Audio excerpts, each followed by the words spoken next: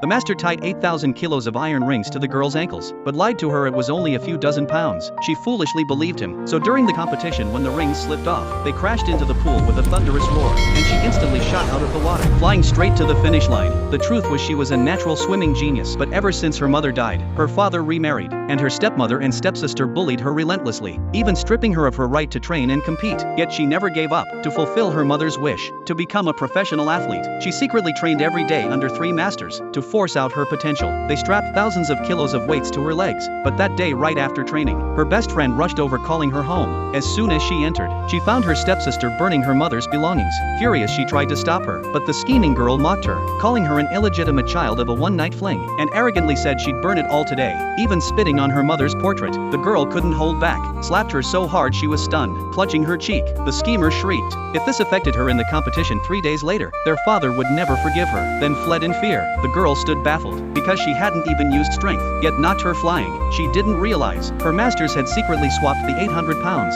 for 8,000 kilos to test her limits. They had just added another 1,000 kilos that morning. Even the third master found it unbelievable, but clueless, she was still blaming herself for failing to protect her mother's keepsakes. Angry, she tripped over an iron ball on the ground and kicked it away in frustration. Just then 2 servants appeared, scolding her for daring to offend the young miss, and dragged her home by force. Moments later, the clan leader arrived with others. One look at the iron ball embedded in the wall left him shocked. To move it required at least 100,000 pounds of leg power. If trained as a swimmer, this would be a once-in-a-century prodigy. He ordered them to find the person no matter what, but the girl was back home, facing her stepmother and the schemer's malice. They pressed her father to cast her out, and even threatened to expel her mother's memorial from the family shrine. Desperate, she looked to her father for help, but he only cared about so-called family honor. She knelt and begged, but her stepmother sneered. A slap to her daughter couldn't be dismissed with just an apology. Gritting her teeth, the girl grabbed a stick, ready to cripple her own leg to beg forgiveness. At the last moment, her aunt burst in, announcing the girl had also signed up for the swimming trials in 3 days. For the family's reputation, she must compete.